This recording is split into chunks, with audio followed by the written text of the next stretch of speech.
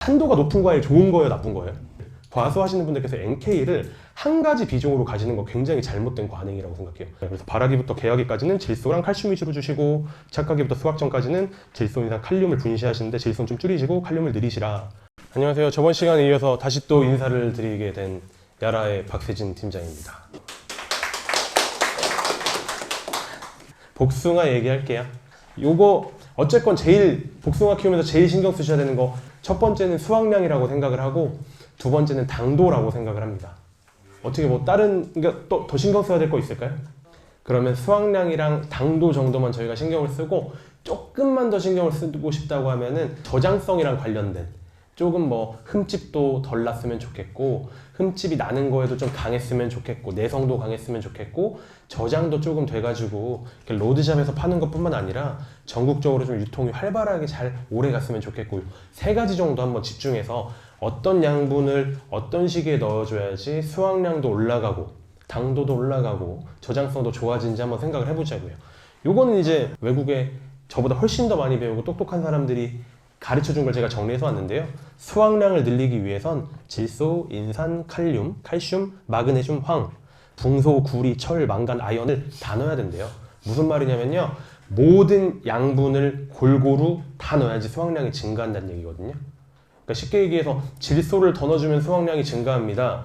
인산을 더 넣어주면 수확량이 증가합니다. 지금 선생님들께서는 마그네슘을 많이 안 넣으셨으니까 마그네슘만 보충하면 수확량이 더 나옵니다. 이런 거는 사자들이 하는 거죠. 거짓말입니다. 나무기 때문에, 그리고 식물이기 때문에요, 모든 양분을 밸런스 있게 균형 갖춰서 주는 게 훨씬 더 중요합니다. 이거는 반드시 기억해 주셨으면 좋겠어요. 그러니까 복숭아 재배 패턴 보시면 아까 그 연구사님께서도 말씀해 주셨지만, 연구소장님도 말씀해 주셨지만, 그냥 뭐 복비 정도 깔고 퇴비 정도 깔고 나중에 NK 추비하고 아니면 나중에 황산가리 추비하고 이런 패턴으로는 사실 복숭아의 최적의 수확량을 거둘 수가 없다라고 얘기하고 있는 거예요. 지금 여기서 감히, 근데 이거는 선생님들 잘못이 아니라 한국에서 이렇게 인건비도 비싸고 날씨도 제대로 안 되고 뭐 가뭄 있고 이런 나라에서 질소인산 질소인산 가리부터 칼슘, 마그네슘, 황, 그리고 모든 미량 원소들 이런 걸 다 챙겨줘서 넣는 사람은 저는 감이 없다라고 생각을 하고요. 이런 거를 반드시 챙겨서 넣어야 한다. 근데 이거 넣을 수 있는 방법은 되게 간단하게 있습니다. 크게 두 가지 강조드리고 싶은데, 첫 번째로는 밑바닥에 까는 제품들 있지 않습니까? 아니면 관주로 주는 제품들, 미량 원소가 포함된 복합 제품들이 한국에도 굉장히 많이 있어요. 물론 그것들은 조금 비싸겠죠. 단지 야라사의 제품뿐만 아니라 다른 회사 제품 중에도 분명히 있습니다.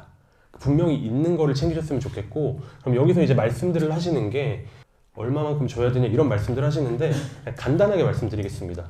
질소, 인산, 가리, 그리고 칼슘, 황, 마그네슘, 요렇게는 많이 넣어주셔야 되고요. 그리고 나머지 그냥 미량이라고만 쓸게요. 미량이라 하면 철도 있고 아연도 있고 붕소도 있고 뭐 몰리브덴도 있고 뭐 구리도 있고 그렇겠죠. 이 스케일 차이를 1000배에서 10,000배, 사실 10,000배까지 가긴 힘들고요. 한 1000배에서 5000배 정도, 내가 밭에 질소를 20kg을 1년 동안 주고 있다면 1000배 적게 미량 요소 20g이 되겠죠. 20g 정도의 미량 요소가 들어갈 수 있게 과원을 조성하셔야 된다. 그래야지 미량 요소 결핍도 예방할 수 있고 최적의 수확량을 거둘 수 있다라는 거죠. 그러면 조금 더 알아보기 쉽게 정리하면은, 예를 들어 우리나라에서 제일 뭐 유명한 비료 중에 하나가 21 복합이잖아요. 21, 17, 17. 그거를 간단하게 20%, 20%, 20%라고 할게요. 그럼 20%가 다량 원소가 들어가는 거지 않습니까? 20%가 다량 원소가 들어가니까 미량 원소는 몇 퍼센트가 되냐면 1000분의 1이니까 0.2%. 0.2% 정도만 들어가면 충분히 공급될 수 있다라는 얘기죠. 그러니까 20, 20, 20만 보시지 말고 20, 20, 20 그 다음에 미량 원소는 0.2% 정도는 맞춰서 들어가고 있는지. 물론 거기도 차이는 있습니다. 철이 훨씬 더 많이 들어가야 되고 몰리브덴은 되게 조금만 들어가도 되고 구리도 조금만 들어가도 되고 그런 차이는 있지만, 어쨌건 우리 20%짜리 비료를 쓸 때는 최소한 0.2% 정도 들어가고 있는지 그거부터 체크해서 사용하셨으면 좋겠다는 거예요. 그럼 이제 당도로 넘어갈게요. 이제 총 환원당을 얘기하는 거죠. 토탈 솔러블 솔리드라고 하는데, 이 수치도 사실 좀 애매합니다. 이 수치가 얘기하는 거는 결국에 환원당이라고 해서 당도와 산도를 통틀어서 얘기하는 거예요. 근데 이건 다 알고 계실 거예요. 산도가 높은 과일 좋은 거예요, 나쁜 거예요? 안 좋은 거? 왜요? 산도가 높은 시큼하니까? 혹시 다른 의견 있으십니까? 산도가 높은 과일은 좋은 건가요, 나쁜 건가요? 예? 뭐 답을 말씀하신 것 같아서 제가 정확하게 못 들었지만 말씀하신 게 어차피 나중에 당으로 변환된다라는 말씀을 해주신 것 같아요, 그죠? 그러니까 산도가 높다고 해도 그 나중에 이제 수분 공급이랑 연관지어서 당으로 변환이 되니까 그래서 그런 측면 때문에 이제 TSS라는 단위를 쓰는 거고 당도랑 산도를 통틀어서 얘기하는 건데 얘네를 높일 수 있는 게 되게 의외예요. 가리는 다 아실 거예요, 가리 넣어주면 달아진대요. 가리 넣어주면 산도도 올라가고 당도도 그러니까 가리 넣어주면 나중에 어쨌건 달아진대요. 근데 얘 되게 의외 아니에요? 얘가 뭐냐면 쭉 따라가 보시면 질소입니다, 질소 주면 달아진다라는 거 이거 믿으실 수 있으세요? 저는 이거 거짓말 같거든요. 어떻게 생각하세요, 회장님? 질소가 너무 없으면 당도가 그죠? 맞습니다. 네. 질소도 어느 정도 필요하다는 게 정답인 것 같고 질소를 넣어주면 달아질까 안 달아질까는 되게 많은 논쟁이 있는 것 같아요. 근데 확실히 질소를 많이 넣게 되면은 안 달아지긴 합니다, 사실 진짜. 질소랑 당도는 반비례하긴 하는데요. 정확하게 말씀해 주신 것처럼 어느 정도까지는 넣어줘야 돼요. 그리고 더 중요한 게 뭐냐면 어느 정도까지가 아니라 어느 시기까지. 엄밀하게 말하면 생육 초중반과 생육 후반으로 구분할 수 있겠죠. 생육 초중반의 질소의 쓰임새와 생육 후반의 질소의 쓰임새를 우리가 보면 되는데 이 질소는 초록색입니다. 초록색 한번 쭉 따라가시면 꽃필 때 과일이 발달될 때 그러니까 과일이 발달된다는 얘기는 비대하면서 착색되고 당도 올라간다는 얘기고 그 다음 이제 수확기도 뭐 결국에는 이제 과일이 발달되는 과정인 거죠. 요 정도를 이제 중기, 후기 정도 보시면 되고 이제 수확 후에 나무 수치도 관리해야 되니까요. 초기, 중기, 후기라고 생각하실 거예요. 자, 질소 보시면 초기, 중기까지는 올라가고 있습니다. 후기가 되면서 굉장히 급격하게 떨어지는 모양새를 보이고 있죠. 질소랑 정반대인 게 바로 가리입니다. 가리 같은 경우는 생육 초기에 미량이 쓰이다가 중기, 후기 올라가면서 굉장히 많이 쓰이는 패턴을 보실 수 있습니다. 그러니까 감히 제가 말씀드리는 건데 NK를 과수하시는 분들께서 NK를 한 가지 비중으로 가지는 건 굉장히 잘못된 관행이라고 생각해요. 그러니까 NK 자체가 나쁘다는 게 아니라 NK가 예를 들어 30, 0, 10짜리가 있고 10, 0, 30짜리가 있다고 할게요. 그럼 처음에 쓴 거는 질소가 많은 거고 나중에 제가 말씀드린 거는 가리가 많은 거잖아요. 왜냐면 NK도 종류가 많으니까. 그럼 우리는 이제 그렇게 써야 되는 거죠. 굳이 NK를 쓰고 싶으면 초기에는 질소가 높은 NK를 쓰셔야 되는 거고 후기에는 가리가 높은 NK를 쓰시는 게 맞는 거죠. 왜냐면 복숭아 자체가 그렇게 양분을 먹고 있다라고 얘기하고 있으니까. 자, 질소 부분을 조금 더 자세하게 설명을 드리면 질소가 많이 들어가게 됐을 때 문제점은 당도가 떨어진다. 결국에 당도가 떨어진다는 얘기는 숙기가 지연된다. 영양생장이 계속된다.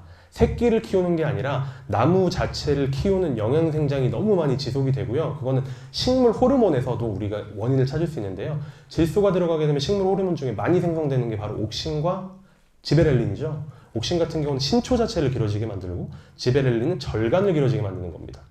그러니까 옥신과 지베렐린이 많이 들어간다는 얘기는 얘네가 시그널 자체를 받는 거예요. 그 신호를 받아서 나 지금 과일을 달 때나 과일을 키울 때가 아니라 내 몸집을 불려야 될 때라구나 라는 시그널을 주는 거기 때문에 질소 투입량과 식물의 성장 호르몬 생성량은 비례하게 되고 그렇기 때문에 영양생장이 치중되게 돼서 결국에 당도는 떨어지게 되는 겁니다. 어느 시기예요? 이 후기 시기예요.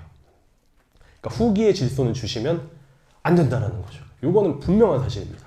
후기의 질소는 주시면 안 된다기보다 조금만 주셔야 된다. 아주 정량만 주셔야 되고 그 후의 양은 주시면 안 된다. 질소 얘기는 조금 더 자세하게 드리고요. 여기서 신기한 거 하나 더 말씀드리고 넘어가야 되는 게 결국에 합계 부분 봐주실게요. 합계 부분 질소 125, 인산 30, 칼륨 180, 칼슘 120.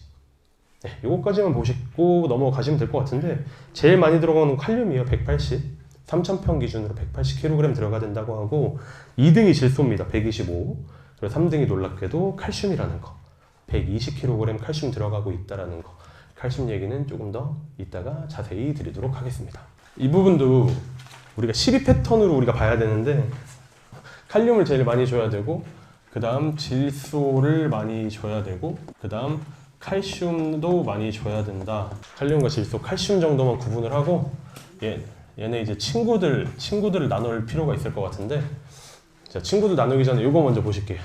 자, 나무가 먹는 양은 칼륨이 제일 많아요. 180, 그리고 질소가 125, 그리고 칼슘이 120. 이게 나무가 먹는 양. 이제 과일이 실제로 먹은 양 보시면은 칼륨이 여전히 많네요. 2.3, 그리고 질소는 1.4. 조금 애매한 게 인산 부분이랑 칼슘 부분을 비교해 보도록 하겠습니다. 나무는 칼슘을 120kg 먹었는데 과일은 칼슘을 0.2kg 먹었다는 거고요. 나무는 인산을 30kg 먹었는데 과일은 인산을 0.2kg 먹었다는 얘기잖아요. 먹은 양은 인산이 훨씬 적거든요. 과일에 들어가 있는 양은 인산이랑 칼슘이랑 똑같습니다. 숫자에 주목하시지 않아도 되고요. 어차피 이건 뭐 외우실 필요도 없고 그냥 경향만 보시면 되는 건데, 칼슘을 인산보다 훨씬 더 많이 먹었는데 실제로 지금 내 뱃속에 들어있는 양은 똑같다라는 거거든요. 나무가 칼슘을 인산보다 훨씬 더 많이 먹었어요. 어떻게든 먹었는데 나무 열매에 들어있는 인산이랑 칼슘의 양은 똑같대요. 그럼 이 얘기를 잘 우리가 생각을 해보면 인산이 과일로 잘 간다라는 걸까요? 칼슘이 과일로 잘 간다라는 걸까요? 인산이 과일로 훨씬 더 잘 가고 있다는 얘기예요. 요거 부분을 그러면 우리는 이제 체내 이동성, 인산이 칼슘보다 훨씬 더 빠르게 이동한다. 우리 도장지 잡을 때 어떤 제품들 연면 시비하시죠? 보통 인산가리 하세요. 그죠? 왜냐하면 빠르니까 그런 거예요. 빠르니까. 결국 도장지가 발생했다는 얘기는 질소기가 너무 많다는 얘기잖아요. 질소랑 싸워줄 친구들이 필요한 건데 질소랑 싸우게 만들려면 빠른 친구들이 싸우게 만들어야 될 거 아니에요. 그러니까 칼슘으로 도장지 잡는다는 분도 계신데 그건 잘못된 거죠. 그래서 어쩔 수 없이 인산가리를 쓰셨던 거고요. 이렇게 묶을 수 있어요. 칼륨이랑 질소랑 인산 이런 애들은 하나 친구고요. 칼슘이랑 미량 원소 이런 애들도 친구라는 거예요. 어떻게 나눴냐면 체내 이동성으로 나눴습니다. 이 위에 있는 애들은 빠르게 이동하는 친구들, 밑에 있는 친구들은 느려요. 토양이 아니라 복숭아 나무 안에서 이 친구들은 되게 빠르게 이동을 하고 이 친구들은 굉장히 느리게 이동을 한다는 겁니다. 느리게 이동하는 친구들을 잘 공급하기 위해서는 이른 시기에 줘야 될까요? 늦은 시기에 줘야 될까요? 이른 시기에 주셔야죠. 우리가 복숭아 농사를 뭐 120일 진다고 했을 때 뭐 칼슘이랑 미량원소 같이 느린 친구들을 100일 차에 준다고 생각을 해보세요. 20일 동안 어떻게 이동을 하겠어요? 느린데 밑거름으로 주셔야죠. 아니면은 중간중간 계속 이렇게 주셔야죠. 이동할 수 있는 시간을 벌어줘야 되니까.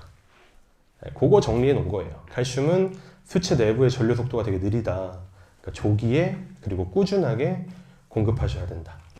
질소 인산 칼륨 같은 친구들은 빠르니까 필요한 시기별로 주면 된다. 질소 인산 가리는 빠르니까 이때도 주시고 이때도 주시고 이때도 주시고 수확 전에 이때도 주시고 이렇게 주시는 거예요.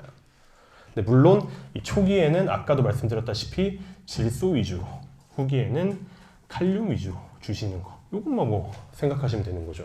그래서 발화기부터 개화기까지는 저장량분이 소모된다. 이건 뭐 다 아시는 내용일 것 같은데 발화기부터 개화기까지는 저장량분이 소모가 되고, 특히나 저장량분이 많이 소모가 됩니다. 혓가루 자체가 저장량분에 굉장히 많이 좌지우지가 돼가지고요. 인산, 칼륨 수확 후에 감사시비로 공급을 하셔야 됩니다. 수확 다 하고 나서 이때 인산이랑 칼륨은 쭉 가서 훈연에 발화에도 영향을 끼치고 개화에도 영향을 끼친다. 그래서 발화기부터 개화기까지는 질소랑 칼슘 위주로 주시고, 착화기부터 수확 전까지는 질소, 인산, 칼륨을 분시하시는데 질소는 좀 줄이시고 칼륨을 늘리시라 라는 거 적어놓은 건데 다 이해되시죠? 다 아시는 내용을 그냥 이론적으로 풀어서 얘기한 거니까요. 네, 질소 부분으로 다시 넘어가네요. 아까